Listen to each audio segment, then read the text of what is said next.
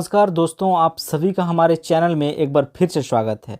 दोस्तों, नियुक्ति वर्ष 2021 की बात करें तो झारखंड कर्मचारी चयन आयोग के द्वारा झारखंड सीजीएल के बाद ये दूसरा वैकेंसी आ चुका है दोस्तों, जो कि आप देख सकते हैं। ये है आपका झारखंड डिप्लोमा स्तर संयुक्त प्रतियोगिता परीक्षा 2021।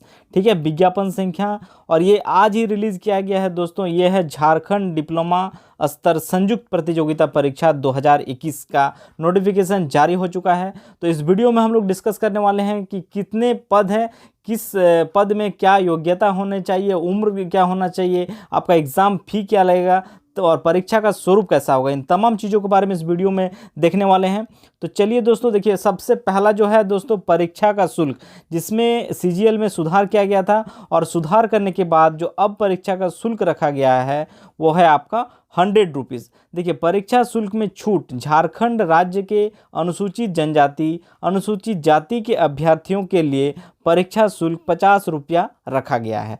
ठीक है दोस्तों, तो ये है आपका एग्ज़ाम फीस के बारे में। अब हम लोग देखेंगे रिक्तियों का विवरण। ठीक है, तो रिक्तियों का विवरण में बात करें दोस्तों, तो देखिए इसमें जो है नंबर 1 जो है कनीय अभियंता विद्युत, यानी जूनियर इलेक्ट्रिक इंजीनियर। ठीक है, इसमें नंबर ऑफ सीट्स की बात करें तो यह है टोटल नंबर ऑफ सीट्स 46, यानी 46 पदों की वैकेंसी है। और इसमें कैटेगरी वाइज अगर बात करें सीटों की संख्या, तो यहाँ पर आप देख सकते हैं अनारक्षित में 19 सीट है, अनुसूचित जनजाति में 12 सीट है आपका, अनुसूचित जाति में बात करें तो 5 सीट्स है, अत्यंत पिछड़ा वर्ग में बात करें 1 में तो 3 है, और BC 2 में 3 है, और इसी प्रकार आर्थिक रूप से कमजोर वर्ग के लिए 4 वैकेंसीज है, और वहीं पे महिला कैटेगरी में टोटल नंबर ऑफ सीट्स 3 है। इसी प्रकार और भी जो वैकेंसी पद है दोस्तों, इसके बारे में देखिए। नंबर 2 में जो है दोस्तों वो है कनीय अभियंता असैनिक। ठीक है, और इसमें नंबर ऑफ सीट्स अच्छा खासा सीट है दोस्तों, इसमें 188 यानी 188 पदों की वैकेंसी है। ठीक है, जिसमें कैटेगरी वाइज सीटों का विवरण यहाँ पर दिया हुआ है, जिसमें आप देख सकते हैं अनुसूचित जनजाति के लिए 26, अत्यंत पिछड़ा वर्ग के लिए 15, और इसी प्रकार BC 2 जो है उसमें 6 सीट्स है, और EWS कैटेगरी में 19 सीट्स है, और महिला में इसमें टोटल 10 सीट्स है। इसी प्रकार कनीय अभियंता यांत्रिकी यानी मैकेनिकल में जूनियर मैकेनिकल इंजीनियर। ठीक है, इसमें टोटल नंबर ऑफ सीट्स की बात करें दोस्तों, तो इसमें आप देख सकते हैं कि टोटल नंबर ऑफ सीट्स जो है यहाँ पर दिया हुआ है 51 है, और इसी प्रकार कैटेगरी वाइज सीटों का विवरण यहाँ पर दिया हुआ है।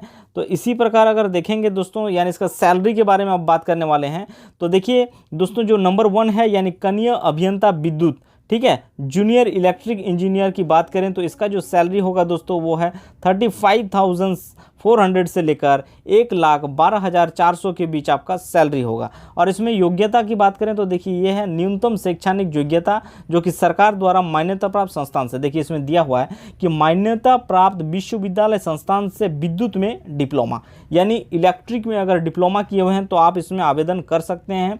संबंधित शाखा में उच्च तकनीक योग्यता धारित करने वाले अभ्यर्थी भी आवेदन के पात्र होंगे। ठीक है, इसी प्रकार नंबर 2 में जो है कनीय अभियंता असैनिक वाला में, इसमें जो सैलरी होगा दोस्तों वो 35,400 से लेकर 1,12,400 के बीच आपका सैलरी होगा। और इसके लिए योग्यता होना चाहिए वह है कि मान्यता प्राप्त विश्वविद्यालय संस्थान से सिविल में डिप्लोमा का अगर डिग्री है तो आप आवेदन कर सकते हैं। साथ ही इसमें संबंधित शाखा में यानी इससे रिलेटेड अगर उच्च तकनीकी योग्यता धारित करने वाले अभ्यर्थी भी इसमें आवेदन के पात्र होंगे। इसी प्रकार नंबर 3 में जो है दोस्तों वो है कनीय अभियंता यांत्रिकी मैकेनिकल वाला। ठीक है, और इसका भी सैलरी सेम रखा गया है, और इसका जो योग्यता होना चाहिए वो है मान्यता प्राप्त विश्वविद्यालय संस्थान से यांत्रिकी में डिप्लोमा, और साथ ही संबंधित शाखा में उच्च तकनीकी योग्यता धारित करने वाले अभ्यर्थी भी इसमें आवेदन के पात्र होंगे। ठीक है, तो ये है दोस्तों सैलरी की बात। अब हम लोग जो सबसे मोस्ट इंपॉर्टेंट चीज़ है कि इसमें न्यूनतम शैक्षणिक योग्यता क्या होना चाहिए। ठीक है, यानी आपका जिस आप फील्ड से हैं उसका तो डिग्री होना ही चाहिए। साथ में देखिए यहाँ पर नंबर 1 जो पॉइंट है कि अभ्यर्थी को आयोग में आवेदन प्राप्त होने की अंतिम तिथि तक वांछित या न्यूनतम शैक्षणिक योग्यता उत्तीर्ण होना अनिवार्य होगा। यानी आवेदन जो आप प्राप्त करेंगे कि अंतिम तिथि लास्ट डेट तक आपका ये डिग्री आपके पास होना चाहिए। अर्थात शैक्षणिक योग्यता के निर्धारण के लिए ऑनलाइन आवेदन की तिथि को ही रेफरेंस डेट माना जाएगा। यदि कोई अभ्यर्थी इस तिथि तक निर्धारित शैक्षणिक योग्यता नहीं धारित करते हैं तो आवेदन भरने के लिए वो अयोग्य समझे जाएंगे। ठीक है। अब देखिए साथ ही उपयुक्त अनिवार्य योग्यता यानी जो आपके पास डिग्री है, चाहे आप इलेक्ट्रिकल का डिग्री हो, मैकेनिकल का डिग्री हो, इसके अलावा उपयुक्त अनिवार्य योग्यता के अतिरिक्त अभ्यर्थी को मैट्रिक 10वीं कक्षा झारखंड राज्य में अवस्थित मान्यता प्राप्त शैक्षणिक संस्थान से उत्तीर्ण होना अनिवार्य होगा तथा अभ्यर्थी को स्थानीय रीति रिवाज, भाषा, परिवेश का ज्ञान होना अनिवार्य होगा। ठीक है। यानी आपका जो 10th लेवल का डिग्री होगा वह झारखंड के किसी भी मान्यता प्राप्त संस्थान से आपका होना चाहिए, लेकिन ये रूल जो है दोस्तों यहाँ पे लागू नहीं होगा। ये देखिए यहाँ पे मेंशन कर दिया गया है, परंतु यहाँ की झारखंड राज्य में आरक्षण नीति से आच्छादित अभ्यर्थी के मामले में झारखंड राज्य में अवस्थित मान्यता प्राप्त यानी 10th और 12th कॉलेज जो कॉन्सेप्ट है ये संबंधित प्रावधान शिथिल रहेगा। यानी अगर आप झारखंड से किसी भी प्रकार के रिजर्वेशंस का लाभ उठा रहे हैं, वैसे स्थिति में अगर आप 10th बाहर से भी किए हैं तो भी आवेदन के आप पात्र होंगे। अब हम लोग बात करेंगे दोस्तों आपका एज यानी एज क्या होना चाहिए। ठीक है। तो एज लिमिट के बारे में इसमें बात करेंगे। देखिए इसमें भी जो एज कट ऑफ डेट रखा गया है वो है आपका 1/8/2021। ठीक है। 1/8/2021 को आपका 18 वर्ष न्यूनतम होना चाहिए, तभी आप इसमें आवेदन कर सकते हैं। और जो अधिकतम उम्र है वो भी जो एज कट ऑफ रखा गया है वो भी 1/8/2021 को ही रखा गया है। ठीक है। इसमें देखिए जनरल कैटेगरी से अगर आप हैं तो मैक्सिमम 35 ईयर्स और न्यूनतम 18 ईयर्स। ठीक है। अगर आप अत्यंत पिछड़ा वर्ग BC1 BC2 से अगर हैं तो 37 ईयर्स रखा गया है। और साथ ही महिला, चाहे आप अनारक्षित रूप से कमजोर वर्ग हो, अत्यंत पिछड़े वर्ग हो या फिर BC2 भी है तो 38 तक है। और साथ ही अनुसूचित जाति जनजाति पुरुष और महिला दोनों के लिए जो है उम्र रखा गया है वो है आपका 40 वर्ष तक। यानी आप इसके बीच अगर हैं तो आप आवेदन के पात्र हैं। अब हम लोग बात करेंगे दोस्तों इसका पात्रता के बारे में। ठीक है। देखिए पात्रता इसमें लिख दिया है कि कार्मिक प्रशासनिक सुधार एवं राज्य भाषा विभाग झारखंड रांची की अधिसूचना संख्या 7942 दिनांक 17/11/2021 के आलोक में अभ्यर्थी को मैट्रिक 10वीं कक्षा झारखंड राज्य में अवस्थित मान्यता प्राप्त शैक्षिक संस्थान से उत्तीर्ण होना अनिवार्य होगा तथा अभ्यर्थी को स्थानीय रीति रिवाज, परिवेश का ज्ञान होना अनिवार्य होगा। ठीक है। लेकिन ये केस वैसे स्थिति में अमान्य रहेगा अगर आप झारखंड से किसी भी प्रकार के रिजर्वेशंस का लाभ उठा रहे हैं, वैसे स्थिति में आप आवेदन कर सकते हैं। ठीक है।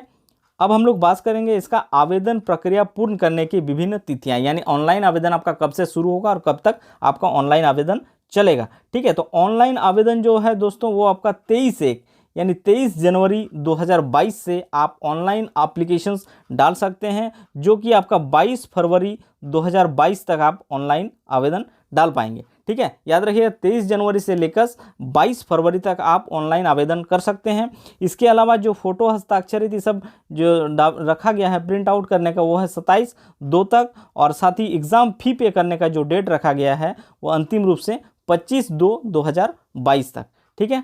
अब हम लोग बात करेंगे दोस्तों परीक्षा का स्वरूप, यानी जो आपका एग्जाम होगा वो किस स्वरूप में आपका एग्जाम होगा। तो मैं बता दे रहा हूं दोस्तों, परीक्षा जो होगा आपका 1 स्टेज एग्जाम होगा, जो कि इस बार कंप्यूटर आधारित CBT यानी कंप्यूटर बेस्ड एग्जाम होगा, यानी ऑनलाइन एग्जाम होगा आपका।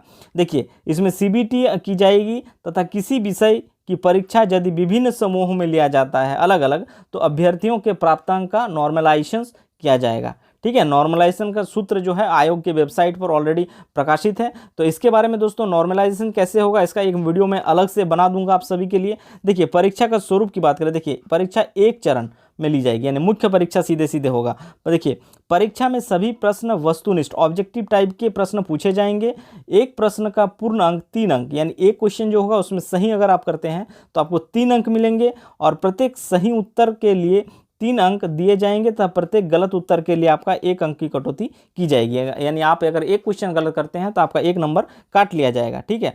पत्र जो देखिए पत्र रहेगा, पत्र हिंदी एवं अंग्रेजी यानी बाइलिंगुअल रहेगा, दोनों लैंग्वेज भाषाओं में रहेगा आपका। ठीक है।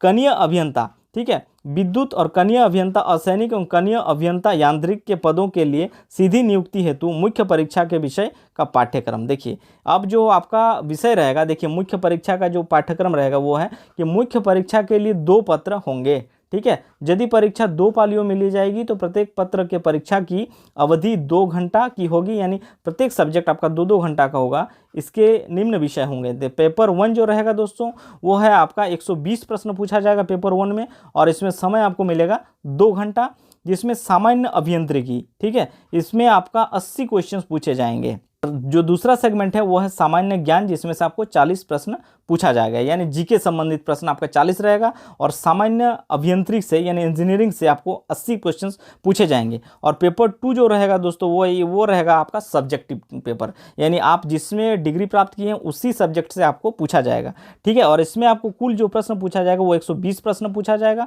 और समय 2 घंटा दिया जाएगा, ठीक है। दोस्तों ये हुआ आपका डिप्लोमा स्तर जो संयुक्त प्रतियोगिता परीक्षा होगा, इसका फुल नोटिफिकेशंस, इसका सभी वैकेंसी, एग्जाम का स्वरूप, सभी चीज़ों के बारे में चर्चा कर दिए हैं। तो दोस्तों आप सभी से रिक्वेस्ट है कि इस प्रकार के लेटेस्ट अपडेट से जुड़ी जानकारी के लिए आप हमारे चैनल को सब्सक्राइब करें, लाइक करें, और अपने दोस्तों में इस वीडियो को ज़्यादा से ज़्यादा शेयर करें। धन्यवाद।